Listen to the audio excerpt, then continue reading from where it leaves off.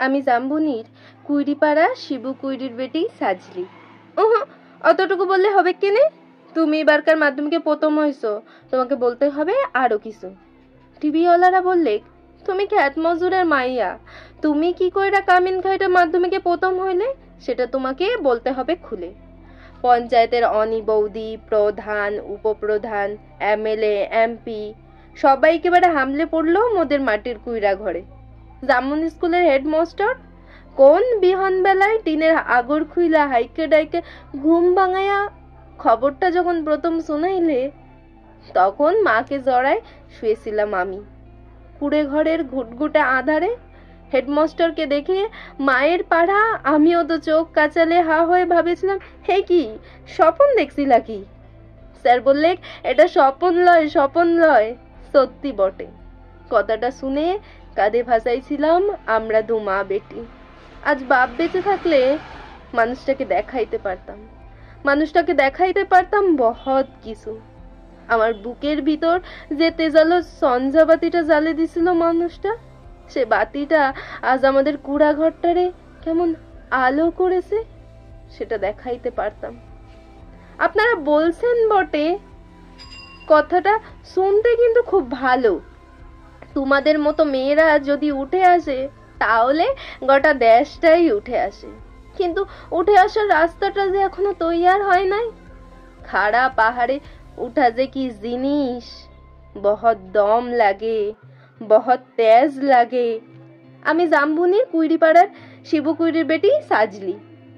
যখন থেকে হুশ আইছে তখন থেকেই শুনে আইছি, বিটি না মাটি। ঠাকুমা বলতো, পরের ঘরে হিসেল ঠিকবে তাহার আবার লিখা পড়া। গায়ের বাবুরা বলতো, তুই কুইরিপাড়ার বেটির ছেলে, তোর কামিন খাটা ছাড়া গতি কি? বাপ বলতো, দেখ সাজলি, মন খারাপ করলি তো হেরে গেলি। শোন, যে যাই বলে বলুক, এসব কথা এক কান দিয়ে শুধালে আর এক কান দিয়ে বার করে দিবি। তখন আমাদের বাবু পাড়ার কুশিল দে ঘরার ঘরে কামিন খাটতক মা।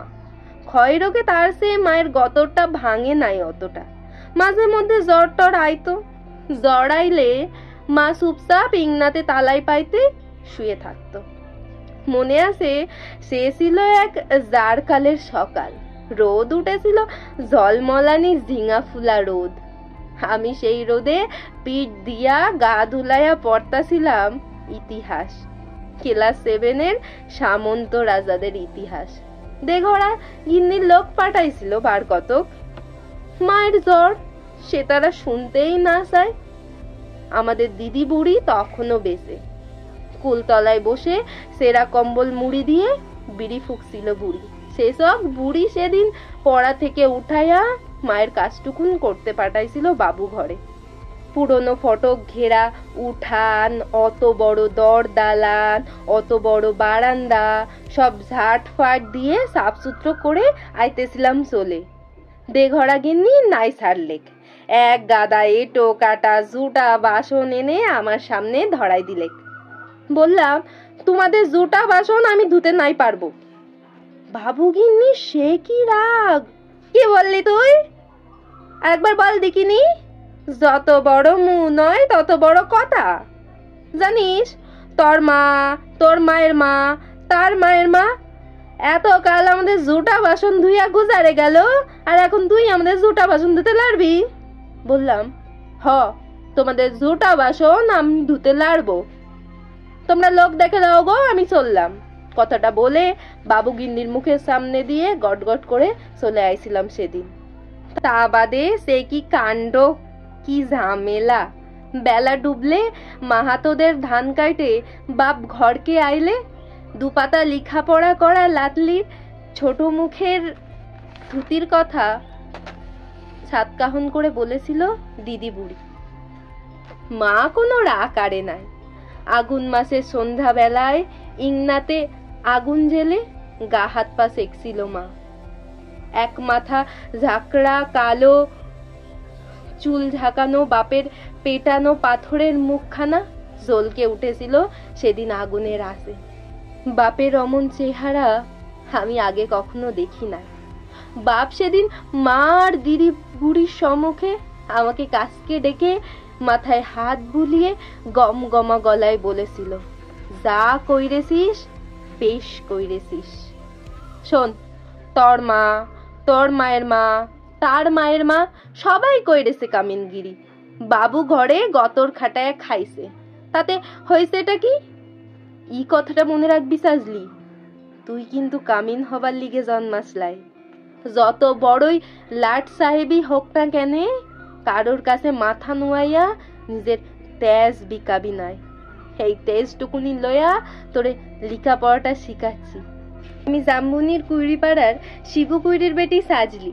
সেই ক্লাস 7 কথা ভাবতে গিয়ে এখন টিভিওয়ালা কাগজওয়ালাদের সামনে কি যে বলি। তালপাতার রদ দিয়ে ঘেরা গোবরলতার ইংনাতে এখন লোকে লোকাকার। তার মাঝে বাঁশি বাজাইয়া জিপ গাড়িতে চাপে আগো পিছু পুলিশ লইয়া মন্ত্রী আইলেক ছুটে। কোথায় সাজলি কুইড়ি কোথায় বলতে বলতে বন্দুকধারী পুলিশ নিয়ে সোজা মোদের মাটির কুইরা ঘরে। হেডমাস্টার বললে, প্রণাম কর সাজলি, প্রণাম কর।